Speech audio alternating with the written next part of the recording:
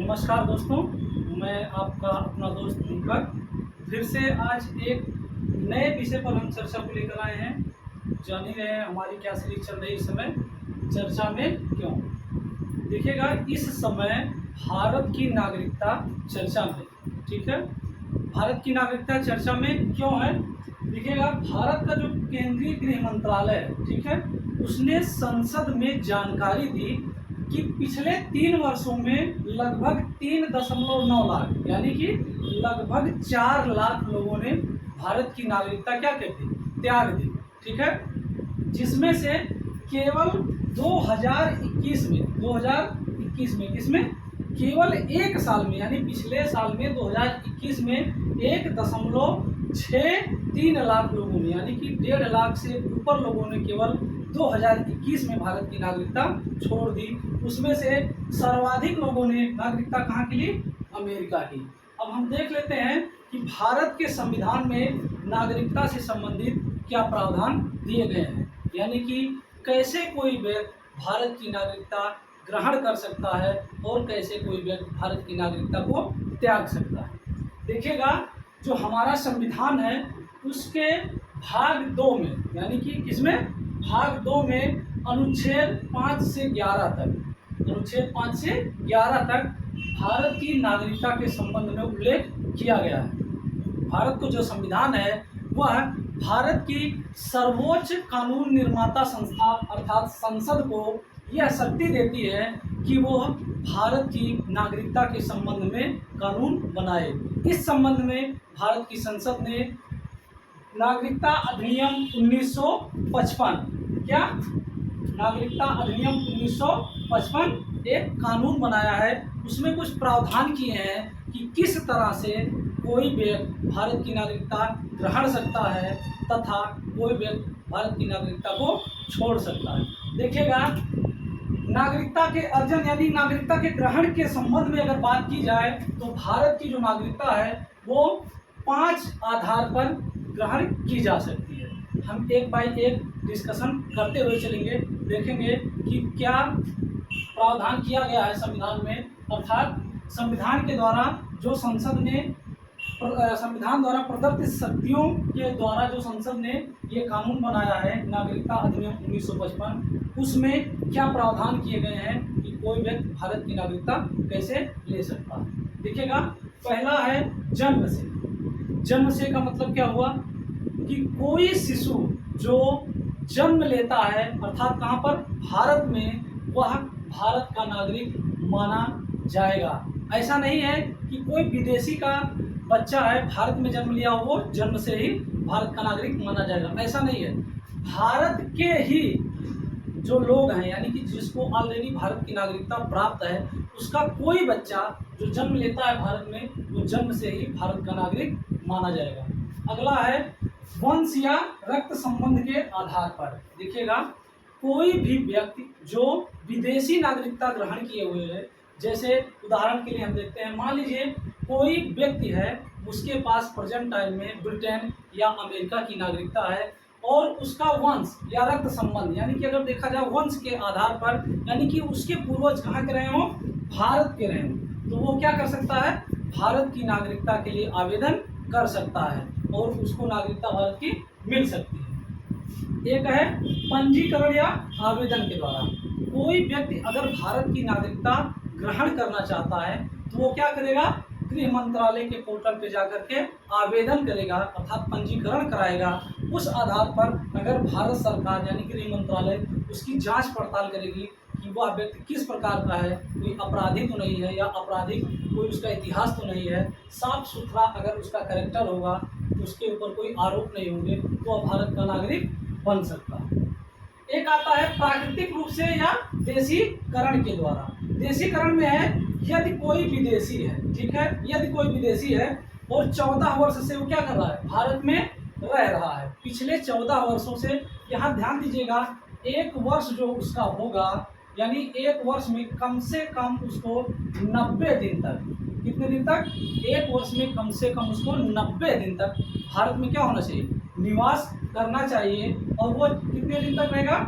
ऐसा करके वो 14 वर्षों तक अगर भारत में रहता है तो क्या हो सकता है? वो प्राकृतिक रूप से या देशीकरण के द्वारा भारत की नागरिकता पाने का हकदार हो सकता है। लेकिन इसके लिए भी उसको क्या करना पड़ेगा, आवेदन करना पड़ेगा कि भैया हम पिछले 14 वर्षों से आपके देश में रह रहे हैं, और भारत सरकार का जो संबंधित विभाग होगा उसकी जांच करेगा कि हाँ ये व्यक्ति पिछले 14 वर्षों से भारत में रह रहा है कि नहीं रह रहा है। उसके पास वीज़ा होगा, पासपोर्ट होगा, यह दर्शाएगा कि हाँ पिछले 14 वर्षों से भारत में आया है और 1 वर्ष में कम से कम 90 दिन तक भारत में निवास करता है, वह हकदार होगा भारत की नागरिकता के द्वारा ग्रहण के संबंध में। अगला है क्षेत्र समाविष्ट या विलय के द्वारा। देखिएगा, भारत के संघ क्षेत्र में यानी कि जो भारत देश है उसमें किसी अन्य क्षेत्र को अगर शामिल किया जाता है, किसी दूसरे देश के क्षेत्र को, अगर मान लीजिए पड़ोसी देश हमारा बांग्लादेश है, पाकिस्तान है, नेपाल है, भूटान है या चाइना है,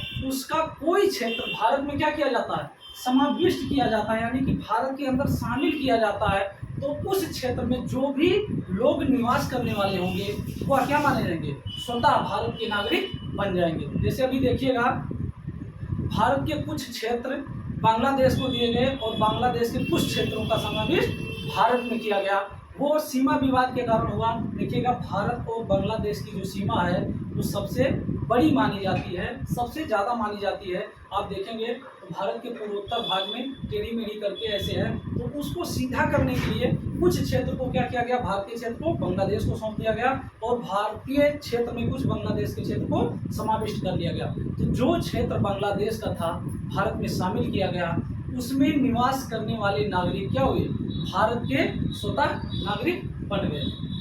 तो ये 5 प्रकार हैं जिसके आधार पर कोई व्यक्ति भारत की नागरिकता ग्रहण कर सकता है। अब हम देख लेते हैं कि भारत की नागरिकता ग्रहण करने के बाद उसकी नागरिकता समाप्त कैसे हो सकती है, कि क्या ऐसे कारण है या क्या ऐसे प्रावधान है जिसके आधार पर भारत की नागरिकता समाप्त हो सकती है। पहला है परित्याग या स्वैच्छिक त्याग के द्वारा। कोई व्यक्ति अगर बिना दबाव के स्वेच्छा से कह दे कि हम भारत के नागरिक नहीं रहना चाहते हैं, अब हमें भारत की नागरिकता नहीं चाहिए, तो क्या कर सकता है, भारत की नागरिकता स्वेच्छा से छोड़ सकता है। लेकिन उसके ऊपर कोई दबाव नहीं होना चाहिए और वह एक उम्र का यानी कि बालिग होना चाहिए। नाबालिगों में माना यह जाता है कि वो अपने हिसाब से यानी कि उनका दिमाग इतना विकसित नहीं होता है कि वह अपने भविष्य के बारे में या अपने सही चीज़ों के बारे में वो सही से सोच या समझ सके। यानी कि भारत का क्या होना चाहिए, कम से कम वो बालिग होना चाहिए, प्लस उसके ऊपर कोई दबाव नहीं होना चाहिए।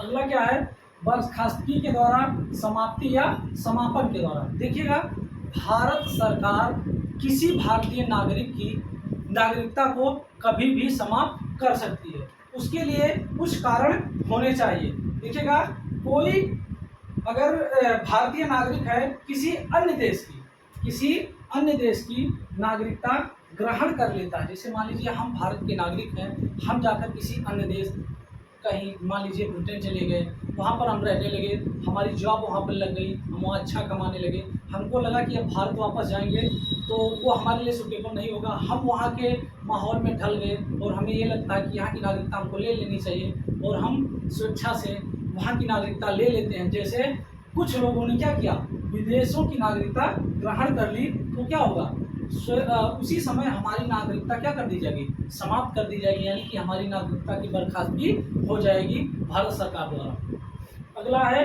वंचन द्वारा। देखिएगा, भारत सरकार आपकी नागरिकता को कभी भी समाप्त कर सकती है, ठीक है, लेकिन उसके कुछ आधार होने चाहिए। जैसे मान लीजिए कोई व्यक्ति है, ठीक, भारत का उस समय युद्ध चल रहा हो और वह व्यक्ति जिस देश से भारत का युद्ध चल रहा हो उससे वो भारत सरकार के विपरीत जाकर संबंध स्थापित करता है, यानी कि मित्रतापूर्ण संबंध स्थापित करता है और भारत सरकार को पता चलता है कि ये व्यक्ति है जिस देश से हम युद्ध लड़ रहे हैं उसी से क्या कर रहा है, ये अपने संबंध स्थापित कर रहा है, यानी मित्रवत व्यवहार कर रहा है, तो भारत सरकार उसकी नागरिकता क्या कर सकती है, उसको उस नागरिकता से वंचित कर सकती है। मान लीजिए कोई विदेशी व्यक्ति था, भारत की नागरिकता उसने ग्रहण की और 5 साल के अंदर ही उसको कहीं पर 2 साल की सजा हो गई, ठीक है, यानी कि ये माना जाएगा कि वह व्यक्ति भारत की नागरिकता के लायक नहीं था, तो उसकी नागरिकता क्या कर दी जाएगी, समाप्त कर दी जाएगी। तो ये कुछ कारण हैं, यानी कि 3 ऐसे प्रावधान भारत की नागरिकता में समाहित किए गए हैं भारतीय नागरिकता अधिनियम 1955 में, जिसके आधार पर भारत की नागरिकता से किसी व्यक्ति को वंचित किया जा सकता है या उसका वंचन हो सकता है। आज के इस खास प्रोग्राम में बस इतना ही। अगली बार फिर मिलेंगे इसी खास चर्चा में। वो विषय हमारा क्या होगा आप जान ही रहे हैं, चर्चा में क्यों। नमस्कार, जय हिंद, शुभ रात्रि।